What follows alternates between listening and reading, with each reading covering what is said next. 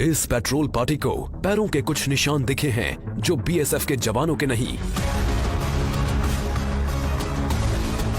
Juliet 6 for calling Juliet 5 report over. Okay carry on. 748 पुल के पास sir कुछ शकील निशान पाए गए हैं सर, जो भी इंसान के हैं सर, पाकिस्तान से इंडिया की तरफ गया सर। ठीक है, हम आ रहे हैं अपनी टीम लेके। ये घुसपैठियों की तलाश में जुट जाते हैं।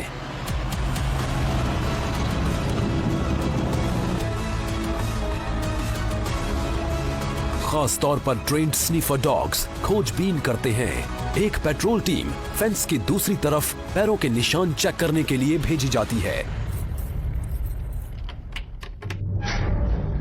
इंटरनेशनल बॉर्डर फेंसिंग से करीब 136-37 मीटर के आसपास होता है। फिलहाल हम लोग जा रहे हैं एक ऑपरेशन के लिए अक्रॉस द फेंस, जिसे हम कहते हैं ZLP, that is zero line patrolling. हम फेंस के आगे जाते हैं और बॉर्डर के आसपास के एरिया को स्कैन करते हैं। ZLP यानी जीरो लाइन पेट्रोलिंग वो पेट्रोलिंग है जो की जाती है उस इंटरनेशनल बॉर्डर यानी IB के पार, जो इंडिया और इसके पड़ोसियों के बीच इंटरनेशनली एक्सेप्टेड डिवाइडिंग लाइन है। इस इनविजिबल लाइन पर सफेद ट्रायंगुलर पिलर्स लगे होते हैं। इंडिया ने जहां अपने बॉर्डर्स पर फेंस लगाई हुई है, वहीं पाकिस्तान की तरफ ऐसी कोई फेंस नहीं है। 1.5 घंटे की छानबीन के बाद उसमें से एक टीम आखिरकार उस आदमी को ढूंढ निकालती है जिसकी उनको तलाश थी। इधर एक आदमी दिखाई दिया बेटा। ठीक है, हाँ इधर है सामने। हाँ दिखा।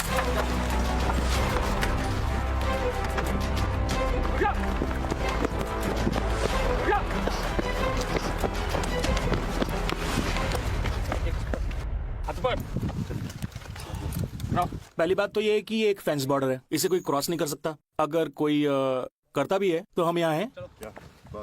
बीएसएफ का सबसे बुनियादी काम है पीस टाइम में बॉर्डर्स को प्रोटेक्ट करना और लड़ाई छिड़ने पर तब तक इलाके की हिफाजत करना जब तक आर्म्ड फोर्सेस आ नहीं जाती। बॉर्डर पर जब भी आएगी आर्मी तो वार टाइम पर ही आएगी, बट बीएसएफ यहाँ परमानेंटली डिप्लॉयड है। हमारी ड्यूटी है 24/7, तो हर समय हम बॉर्डर पर छाए रहते हैं। थाऊ में सीजनली पानी भर जाता है, जिससे सिंपल पेट्रोलिंग भी मुश्किल हो जाती है। जवान अपनी पेट्रोलिंग ड्यूटीज घुटने तक के रबर बूट्स पहनकर करते हैं। जब बरसात वगैरह ज़्यादा होती है या भागड़ा नांगल बांध का पानी छोड़ा जाता है तो यहाँ पर इस एरिया में भी, हमारे बॉर्डर एरिया में भी 5-5 फीट तक पानी भर जाता है। कैसा भी सीजन हो, चाहे गर्मी हो, तूफान हो, पानी हो, कुछ भी हो, उसमें भी ये पेट्रोलिंग जारी रहती है। लेकिन इस बॉर्डर से साउथ में और आगे है एक ऐसा इलाका जो कहीं ज्यादा चैलेंजिंग है। यहाँ दूर दूर तक कुछ दिखाई नहीं देता, फिर भी साल के ज्यादातर समय खारे पानी से ढकी रहने वाली इस बंजर जमीन की बराबर चौकसी की जाती है। ये है ग्रेट रन ऑफ कच्छ, दुनिया के सबसे बड़े सॉल्ट डेजर्ट्स में से एक। ये है वेस्टर्न टर्मिनस, पिलर 1175, इंडिया और पाकिस्तान के बीच आखिरी बाउंड्री पिलर। इससे आगे है क्रीक्स, स्ट्रीम्स और वाटरवेज का नेटवर्क जो अरेबियन सी में मिल जाता है। और ये है सर क्रीक, इंडिया और पाकिस्तान के बीच डिस्प्यूटेड खाड़ी। समंदर शांत दिखता है, लेकिन साइक्लोनिक विंड्स 1 मीटर ऊंची लहरें उठाकर ऑपरेशंस में रुकावट डाल सकती हैं। समंदर में मौजूद बॉर्डर्स की चौकसी के लिए बीएसएफ का अपना वाटर विंग है।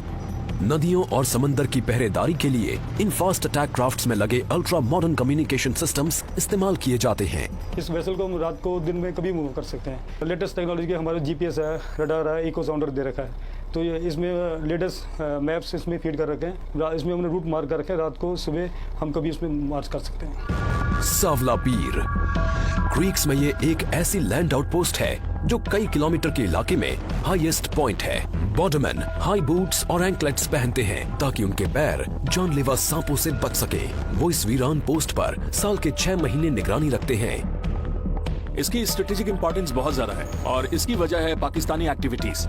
क्रीक्स के आसपास कीचड़ और दलदली जमीन पर दिन में 2 बार आने वाले हाई टाइड्स की वजह से पानी भर जाता है।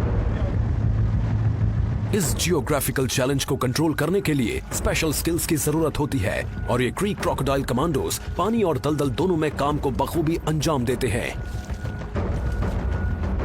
क्रीक्स में आने के तमाम रास्तों से घुसपैठ का खतरा बना रहता है। पड़ोसी की पकड़ी गई ये बोट्स इलाके की स्ट्रेटेजिक इंपॉर्टेंस की तरफ इशारा करती हैं।